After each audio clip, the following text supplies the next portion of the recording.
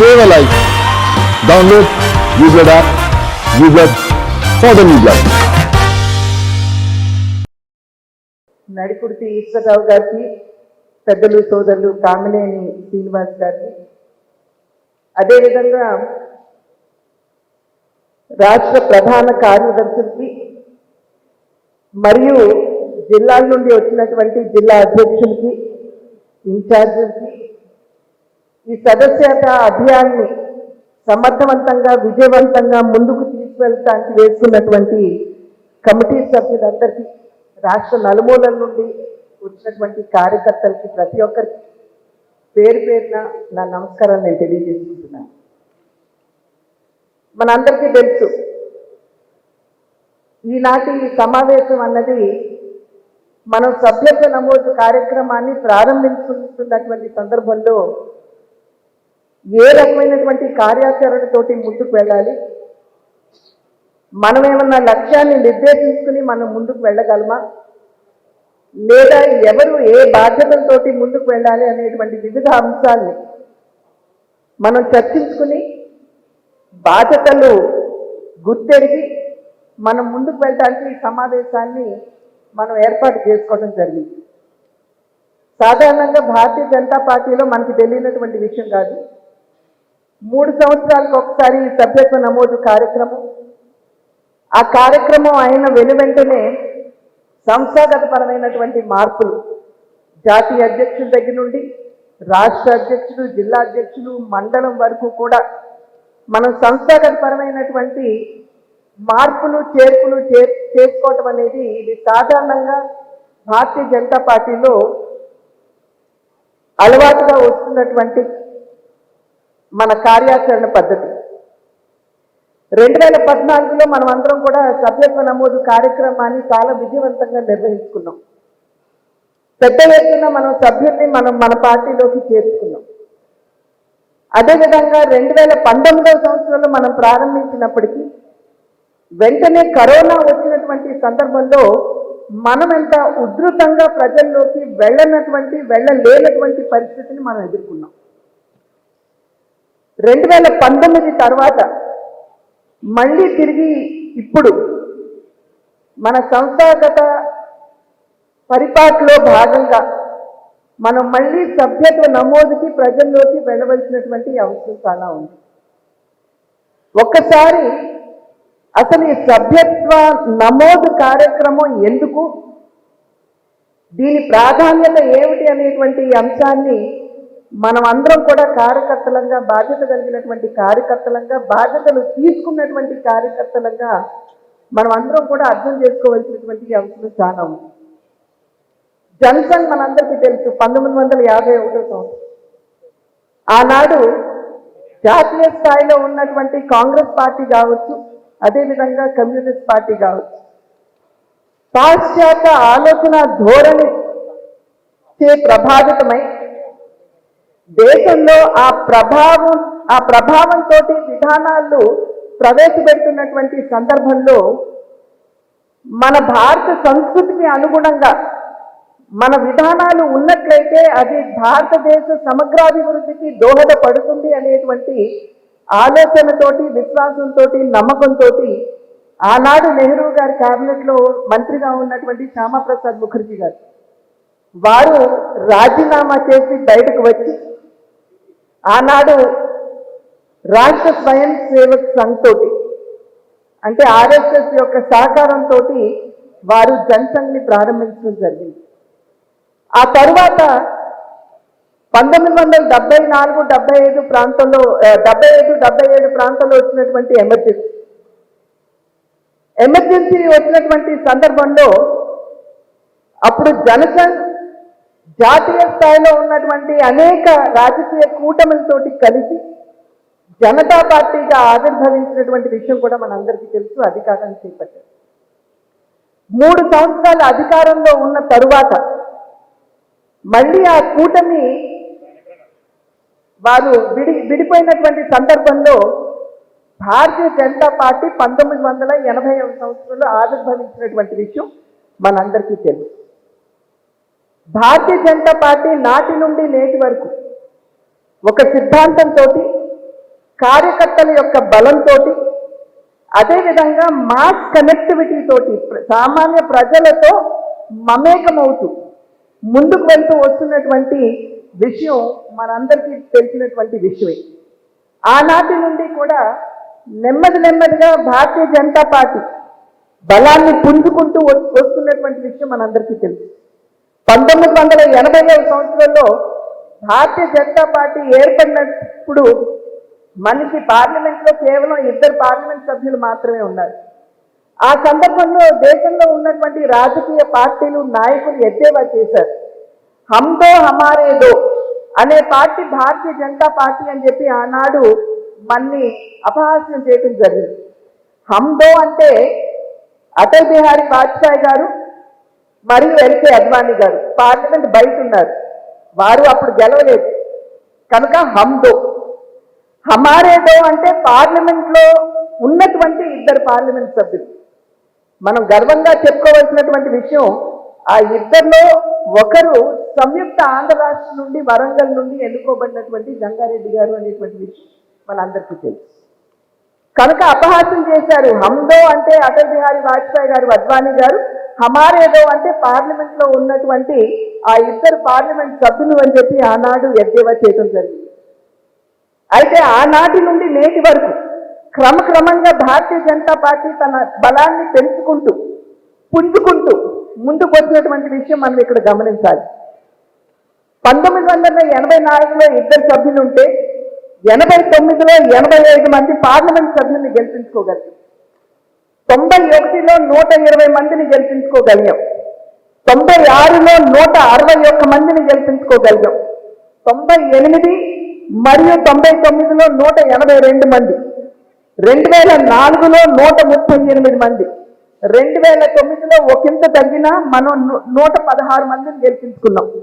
2014లో మనందరికీ తెలుసు 282 మంది, 2019లో 303, ఈసారి 2024 ఎన్నికల్లో 240.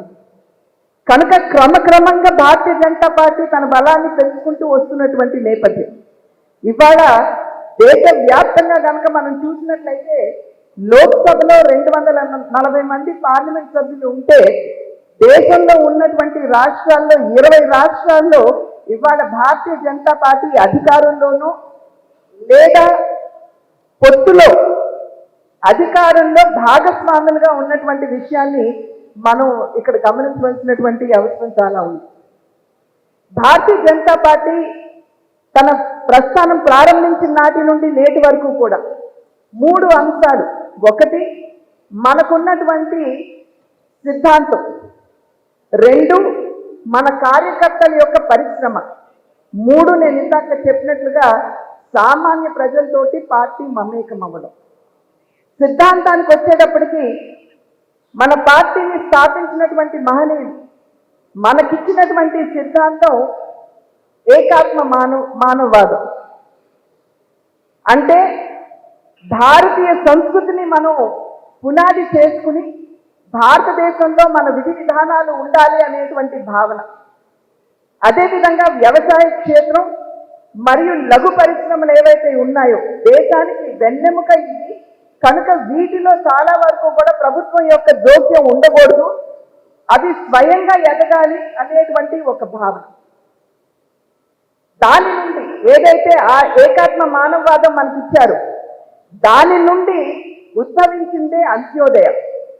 అంత్యోదయ అంటే సమాజంలో అట్టడుగున ఉన్నటువంటి వారందరికీ కూడా, పేదవారికి, వెనుకబడిన కులాల వారికి, నిమ్న కులాల్లో ఉన్నటువంటి వారికి, వారందరికీ కూడా మనం సంక్షేమాన్ని చేరువ చేస్తూ అందరినీ కలుపుకొని ముందుకు వెళ్తూ దేశ సమగ్రాభివృద్ధిని మనం సాధించాలి అనేటువంటి భావన. 2014వ ఎన్నికల్లో భారతీయ జనతా పార్టీ నరేంద్ర మోడీ గారి నాయకత్వంలో ఒక నినాదం ఇచ్చింది, సబ్కే సాత్ సబ్కా వికాస్ అని. ఆ నినాదానికి ప్రేరణ కూడా అంత్యోదయ అనేటువంటి అంశాన్ని మనం అందరం కూడా ఇక్కడ గమనించాలి అని చెప్పి నేను తెలియజేసుకుంటున్నటువంటి విషయం. కనుక ఒక సిద్ధాంతపరమైనటువంటి ఆలోచనతో భారతీయ జనతా పార్టీ ముందుకు వెళ్తున్నటువంటి సందర్భంలోనే ప్రతిసారి ఎన్నికలు జరిగినప్పుడు ఆ సిద్ధాంతానికి లోబడి మనం పనిచేస్తున్నటువంటి నేపథ్యంలో సిద్ధాంతం మనకి ఒకటే మన ముందుంది, అది లక్ష్య నిర్దేశం చేస్తుంది. అయితే ఆ లక్ష్యాన్ని చేరుకోవడానికి మనం అనేక విధాలుగా మనం ప్రయత్నం చేయవచ్చు. ఉదాహరణకి एक देश में दो निशान दो प्रधान दो संविधान नहीं हो सकते అని చెప్పి శ్యామా ప్రసాద్ ముఖర్జీ గారు ఆనాడు నిలదించి వారు బలిదానం కూడా చేయడం జరిగింది.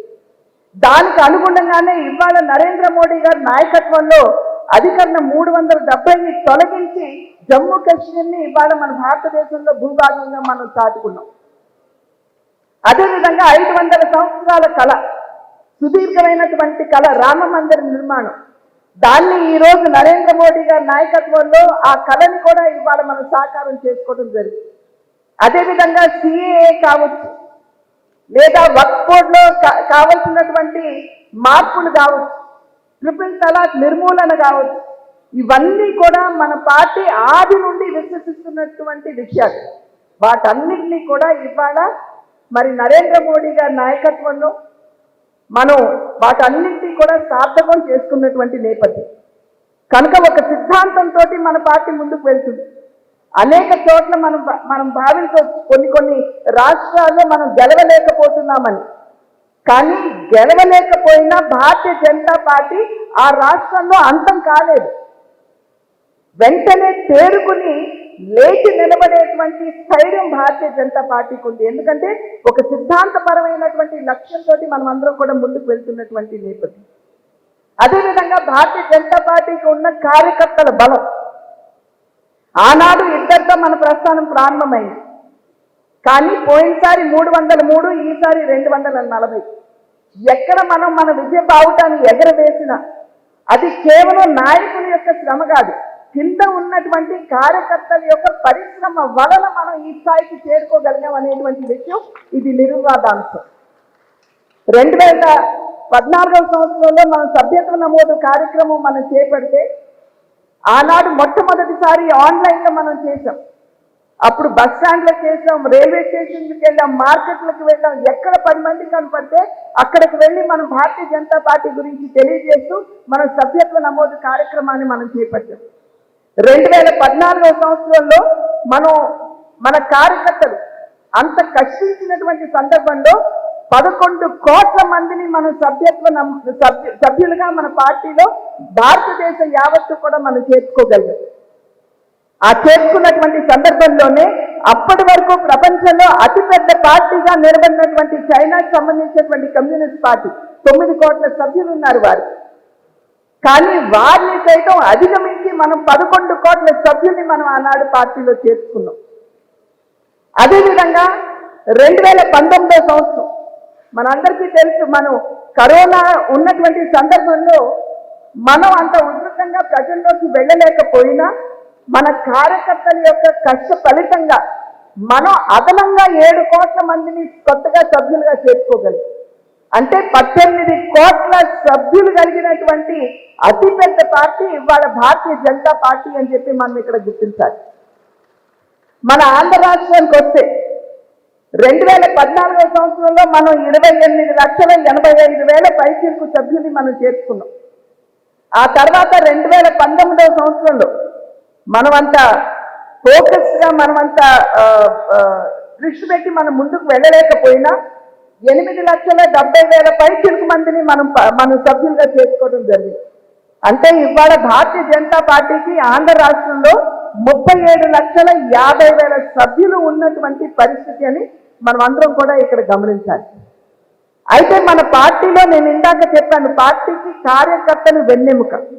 ఏనాడు కూడా భారతీయ జనతా పార్టీలో ఉన్నటువంటి కార్యకర్త 30 ఏళ్ళు, 40 ఏళ్ళు, 50 ఏళ్ళుగా భారతీయ జనతా పార్టీకి వారి సేవలను అందిస్తున్నటువంటి కార్యకర్త నాకేమిటి అనేటువంటి ఆలోచన లేకుండా, ఎటువంటి స్వలాభాపేక్ష లేకుండా భారతీయ జనతా పార్టీకి అంకితమై తన సేవను అందిస్తూ వస్తున్నటువంటి నేపథ్యం కనుకనే ఇవాళ భారతీయ జనతా పార్టీ ఈ స్థాయికి ఎదిగింది అని చెప్పి మనం అందరం కూడా గుర్తించాలి. ఆనాడు భారతీయ జనతా పార్టీని స్థాపించినటువంటి మహానుభావులు వారు సైతం ఎప్పుడు కూడా కల కనలేదు. ఒకానొక సందర్భంలో ఒకానొక రోజున భారతీయ జనతా పార్టీ భారతదేశ పగ్గాలు చేపడుతుంది అనేటువంటి నమ్మకం, విశ్వాసం కూడా వారికి లేదు. సుందర్ సింగ్ భండారీ గారి గురించి నాకు అనేక సందర్భాల్లో పెద్దలు చెప్పారు. సైకిల్ మీద వేలాది కిలోమీటర్ వారి సైకిల్ తొక్కుకుంటూ వెళ్ళి భారతీయ జనతా పార్టీ గురించి సిద్ధాంతం గురించి ప్రజలకు తెలియజేయడం జరిగింది అని చెప్పి వారు నాకు తెలియజేసినటువంటి విషయం. వారి కాళ్ళు సైతం వేలాది కిలోమీటర్లు సైకిల్ మీద తిరిగినటువంటి సందర్భంలో వంకర్లు పోయాయని కూడా నాకు చెప్పినటువంటి అంశం. అది మాత్రమే కాకుండా వీరు ప్రచారానికి వెళ్తున్నటువంటి సందర్భంలో అప్పట్లో భారతీయ జనతా పార్టీని అంటరాని పార్టీగా చూస్తూ కనీసం భోజనం కూడా పెట్టినటువంటి నేపథ్యంలో వారు స్వయంగా చపాతీలు చేసుకుని ఎండలో ఎండబెట్టుకుని వెళ్ళి ఎక్కడ ఆకలైతే అక్కడ నీళ్లలో నానబెట్టుకుని ఆ చపాతీలు తిని వారు ప్రచారం చేసేవారు అని చెప్పారు. అది భారతీయ జనతా పార్టీ బలం. ఆ మహానుభావుల యొక్క బలిదానం మీద ఇవాళ భారతీయ జనతా పార్టీ దాన్ని పునాది చేసుకుని వాళ్ళు నిలబడి ఉన్నటువంటి నేపథ్యం. కనుకనే ప్రతి భారతీయ జనతా పార్టీ కార్యకర్త ఆ మహానుభావుల యొక్క స్ఫూర్తితోటి నేటి వరకు కూడా భారతీయ జనతా పార్టీకి వారి సేవలను అందిస్తూ వస్తున్నటువంటి నేపథ్యం. కనుకనే భారతీయ జనతా పార్టీ కార్యకర్తల యొక్క బలం మీద ఇవాళ నిలబడి ఉన్నది అనేటువంటి అంశం నిర్వివాదాంశం అని చెప్పి మీ అందరికీ కూడా నేను తెలియజేసుకుంటున్నాను. అదేవిధంగా సామాన్య ప్రజలతో మమేకమవడం. ప్రజలు సాధారణంగా ఒక పార్టీని ఆశీర్వదించారంటే ఆ పార్టీ మా ఆకాంక్షల్ని గుర్తిస్తుందా గుర్తించదా. సోదరుడు వర్మ గారిని వేదిక మీదకి రావాల్సిందిగా ఆహ్వానిస్తున్నాను. ఆదినారాయణ రెడ్డి గారు కూడా పైకి రావాల్సిందిగా అభ్యర్థిస్తున్నారు.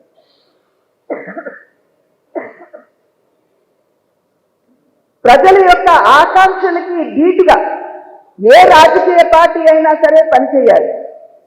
ఆ రకంగా ప్రజల ఆకాంక్షల్ని గుర్తించి పనిచేస్తున్నటువంటి పార్టీ భారతీయ జనతా పార్టీ.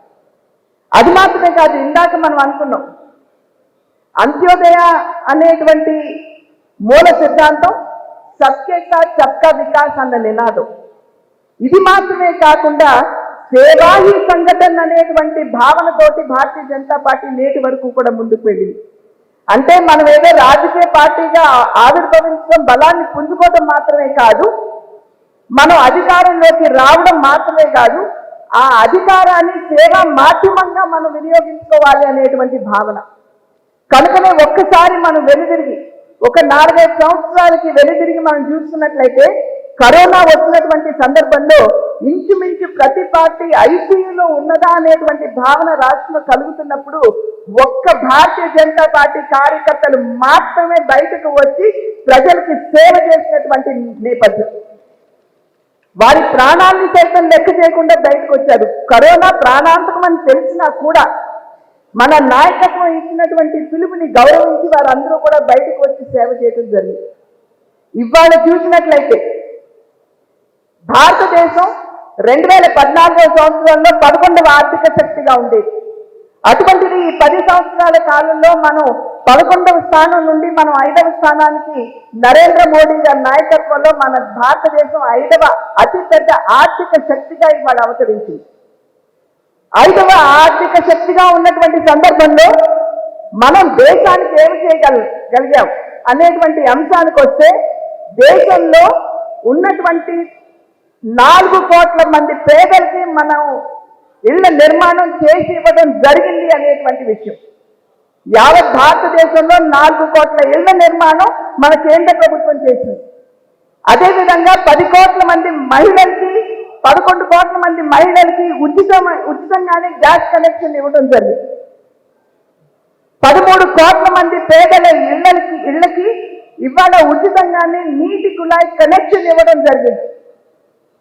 25 కోట్ల మంది పేదల్ని పేదరికం నుండి వెలికి తీయడం జరిగింది. 10 కోట్ల మరుగుదొడ్ల నిర్మాణం చేయడం జరిగింది. వేలాది కిలోమీటర్ల రోడ్ల నిర్మాణం చేయడం జరిగింది. ఇవన్నీ నేను ఎందుకు చెప్తున్నానంటే 5వ ఆర్థిక శక్తిగా ఉన్నప్పుడే మనం ఇంత చేసుకోగలిగాం. 80 కోట్ల మంది పేదలకి ఉచితంగానే రేషన్ కూడా మనం ఇస్తున్నాం, ఇప్పటికి కూడా ఇస్తున్నాం మనం. ఇదంతా కూడా మనం 5వ ఆర్థిక శక్తిగా ఉన్నటువంటి సందర్భంలోనే మనం చేయగలుగుతున్నామంటే 3వ అతిపెద్ద ఆర్థిక శక్తిగా కనుక భారతదేశం అవతరించినట్లయితే ఇంకా ఎంత గొప్ప సేవ ఈ భారతదేశానికి మనం చేయగలమో ఒక్కసారి మనం అందరం కూడా ఆలోచించాలి. ఎందుకంటే ఇవాళ మనం సభ్యత్వ నమోదు కార్యక్రమాన్ని తీసుకుని మనం ప్రజల్లోకి వెళ్తున్నాం. ఈ విషయాలన్నింటినీ కూడా మనం ప్రజలకు తెలియజేయాలి. తెలియజేస్తూ వారిని మన పార్టీలో సభ్యులుగా చేసుకునే దిశగా మనం అందరం కూడా అడుగులు వేయాలి. రాబోయే కాలాంశంలో మనకి అసలు సభ్యత్వ నమోదు ఎలా చేయాలి, ఏ తీరును చేయాలి, ఎవరు ఏ స్థాయిలో చేయాలి, ఆ విషయాలన్నీ కూడా పెద్దలు మనకు వివరంగా తెలియజేస్తారు. అయితే ఇంత గొప్ప పార్టీ కార్యకర్తలంగా ఉన్నటువంటి మనందరం ఇవాళ రాష్ట్ర స్థాయికి సంబంధించినటువంటి కమిటీ, ఆ కమిటీలో ఈ సభ్యత్వ నమోదు కార్యక్రమానికి సంబంధించినటువంటి కమిటీ ప్రముఖ వచ్చి దయాకర్ రెడ్డి గారు, సన్నారెడ్డి దయాకర్ రెడ్డి గారు, వారితో పాటు వారికి సహకరించేటువంటి కమిటీ సభ్యులు సురేంద్ర మోహన్, కేతినేని సురేంద్ర మోహన్ గారు, మట్టా ప్రసాద్ గారు, వల్లూరి జయప్రకాష్ గారు, వారు అక్కడ ఉన్నారు, సావిత్రి గారు, సావిత్రమ్మ గారు, జీసీ నాయుడు గారు ఈ విషయాలన్నింటినీ కూడా క్రోడీకరించడానికి సీనియర్ వారి సహకారాన్ని మనకు అందిస్తారు. కనుక రాష్ట్ర స్థాయిలో మనం వేసుకున్నాం, అదేవిధంగా జిల్లా స్థాయిలో కూడా మనం వేసుకోవడం జరిగింది. ఇవాళ మనం కమిటీలో మన నాయకుల్ని మనం సభ్యులుగా చేసుకున్నామంటే వారి మీద పార్టీకి ఉన్నటువంటి నమ్మకం, విశ్వాసం, ఖచ్చితంగా వారందరూ కూడా శ్రమించి మంచి సంఖ్యలో సభ్యుల్ని నమోదు చేస్తారు అనేటువంటి ఆశతోటి, ఆశ మాత్రమే కాదు విశ్వాసంతో పని చేయగలరు అనేటువంటి నమ్మకం, విశ్వాసంతో మిమ్మల్ని అందరినీ కూడా మరి కమిటీలకి రాష్ట్ర స్థాయి కావచ్చు, అదేవిధంగా జిల్లా స్థాయిలో కావచ్చు వేయడం జరిగింది. కనుక మనం అందరం శ్రమించి ఒక 40 రోజుల పాటు, నేను మొదట్లో చెప్పాను 2014 సంవత్సరంలో 11 కోట్ల మందిని మనం సభ్యులుగా చేసుకున్నామని. కానీ మనం గుర్తించవలసినటువంటి